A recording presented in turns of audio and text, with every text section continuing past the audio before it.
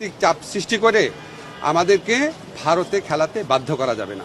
Yes yes, কোনো দেশ আমাদেরকে চাপ প্রয়োগ করে ভারত নিয়ে খেলাতে পারবে না। কোনো দেশ কিংবা আইসিসিও আমাদেরকে চাপ প্রয়োগ করে ভারত নিয়ে খেলাতে পারবে না। যদি পাকিস্তানের ভেন্যু পরিবর্তন হয়, যদি আয়ারল্যান্ডের ভেন্যু পরিবর্তন হয়, তাহলে বাংলাদেশটা কেন নয়? সাফ জানিয়ে দিয়েছে ক্রীড়া উপদেষ্টা, ভারত বাংলাদেশ যাবে না, যাবে না, যাবে না। প্রয়োজন ক্ষেত্রে আমরা টি-20 ওয়ার্ল্ড কাপকে বয়কট করব। হ্যালো এভরিওয়ান, আসসালামু আলাইকুম। শিমুল আছি আপনাদের সঙ্গে।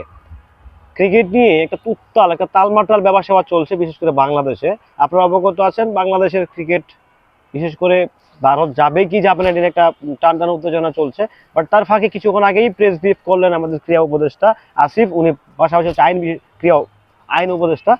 সো উনি সাফ জানিয়ে দিয়েছে যে আইন প্রয়োগ করে, বল প্রয়োগ করে, শক্তি প্রয়োগ করে, বেশি শক্তি প্রয়োগ করে বাংলাদেশকে জোর করে বাই ফোর্স যেভাবেই হোক ভারত নিয়ে খেলাতে পারবে না। অর্থাৎ বাংলাদেশ ভারত যাচ্ছে না, যাচ্ছে না মানে হচ্ছে যাচ্ছে না।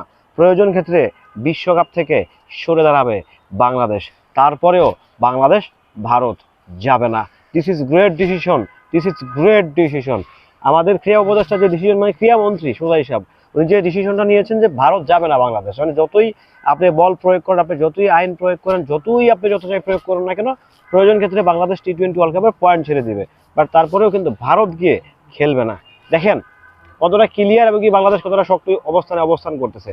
বাট কিছু কুযুক্তি মহল, কিছু গুজব মিডিয়া এমনভাবে গুজব ছড়াচ্ছে, এমনভাবে গুজব রটাচ্ছে, মনে হচ্ছে যে এর মার ঘরের টিম বাংলাদেশের, যে ভারত যাচ্ছে, ভারত না গেলে হচ্ছে স্কটল্যান্ডকে ঢুকাবে, নানা রকম একটা প্ল্যানিং চলতেছে, আইসিসি প্ল্যান করতেছে। এক এক ব্যক্তির, এক একটা মিডিয়ার এক একটা হেডলাইন, এক একটা হ্যান্ডেল দেখে সত্যি আমরা যারা হচ্ছে ক্রিকেট প্রেমী আছি, আমাদের আসলে মাথাটা বিগড়ে যায়। যারা আসলে বলে কি আর কি করবার চায়।